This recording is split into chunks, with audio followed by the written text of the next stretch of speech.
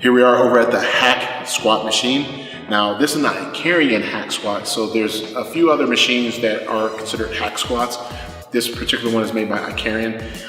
It's one of my favorite ones. It definitely provides a larger base platform, which enables me to differentiate what type of stance I like. So you have your normal stance, just like a leg press, where your normal stance would be middle on the platform. That would give you a more overall leg development. If you go higher, it's more for hamstrings and glutes. So always remember, higher on the platform, hamstrings and glutes. Lower on the platform is all quads. In the middle, shoulder width apart, you're gonna get an overall leg development. Now, if you want to go in more of a sumo squat, you're gonna work, the inner portions of your quads and also the glutes and hamstrings. So I'm gonna demonstrate. Oh, and one more thing. When you position your feet closer into your shoulders, you're gonna work solely on your outer sweep, okay? This is definitely great for people that compete. For me in particular, I always wanna have more of a sweep to my quads. It produces more of a three-dimensional look.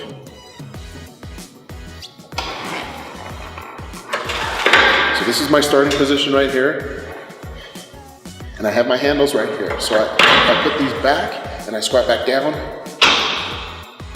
It's over. When I come up, it's on and cracking. So then I grab these and I just come all the way down about 90 degrees. Now I'm keeping my core tight, breathing, and then exhale.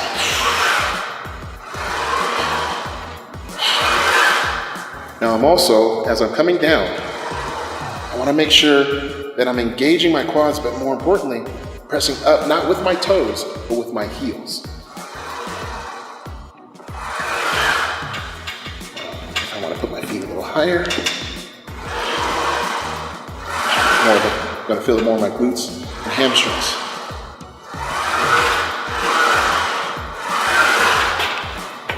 Lower on the pad. More quad. Now you see, I'm not able to go all the way down. That's okay, because I'm just working the quad.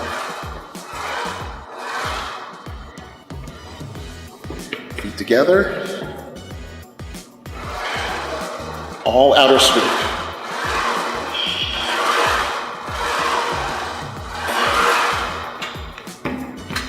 And sumo style.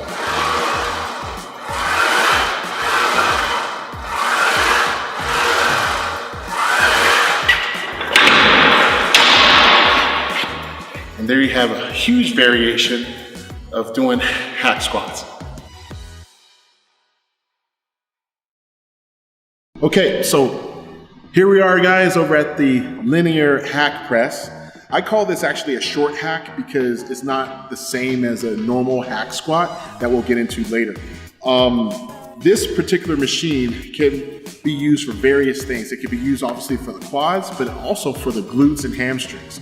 So you also have a larger platform where you can actually go wider, you can go more inner, which to me produces more of that sweep within the quadriceps. So if anyone's looking for more of the outer sweep here, keep your feet within the shoulders. If you want to work a little bit more broad, working more on the inside of the hamstrings and also the glutes, you can do this as well. For this demonstration, I'm going to show you a few reps using all three.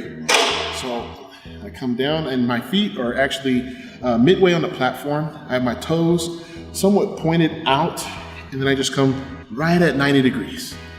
So this could be also considered, and some people call it like a sissy squat, because you're not going all the way down. So this is about where I would stop, right here.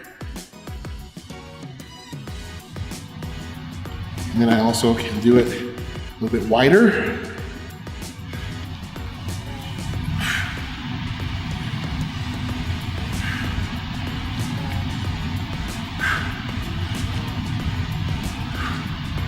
And another tip, and also put my toes the very bottom, and I can do calf raises with these.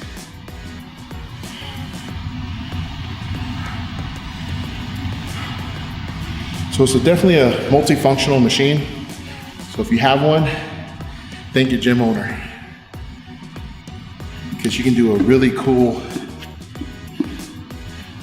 set with these, doing different foot placements, targeting different areas of the quad.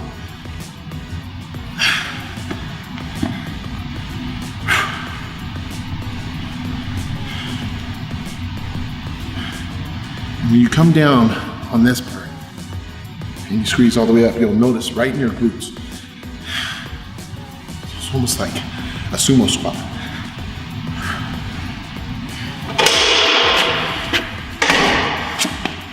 So that is our linear hack press.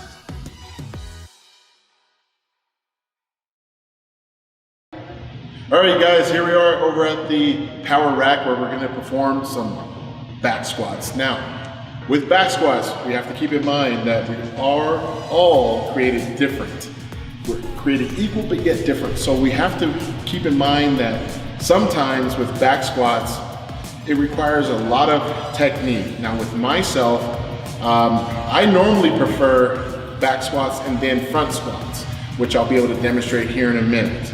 On this power rack, this particular exercise could be performed on a Smith machine or the free bar apparatus like this.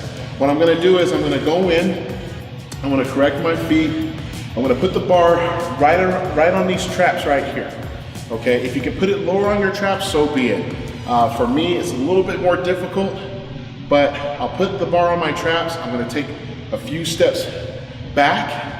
I'm then gonna keep my chest up, get a couple good deep breaths in, and we're not going to hold our breath while we do this exercise, because why? Well, let's face it, we have weight on our back, and we definitely don't want to pass out by having all of this pressure behind us while we're trying to squat, okay? I'm gonna go just about 90 degrees, and then I'm gonna press up with my heels, okay? So I'm gonna do a few repetitions for you, and you guys will be able to see how I do back squats.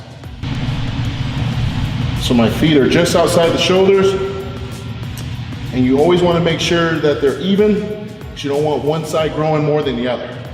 Take a couple deep breaths.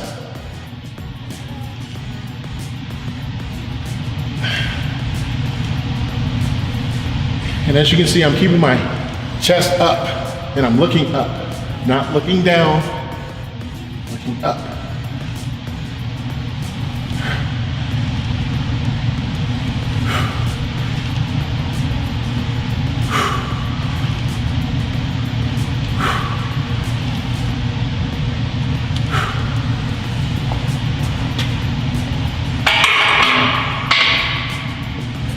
Now it's always good as you increase the weight to have a spotter.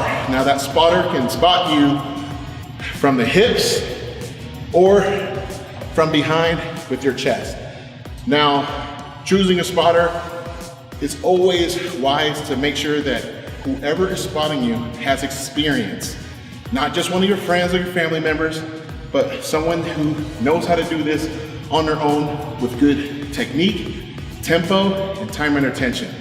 Because if we don't, we run the risk of getting injured very, very badly on this, and you can injure someone else. So be sure to focus on your technique, your tempo, and your time under tension, all right?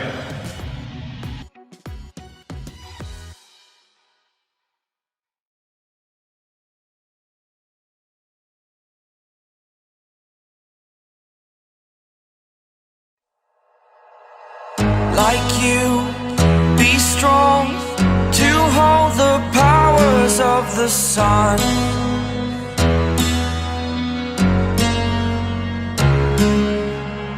To dream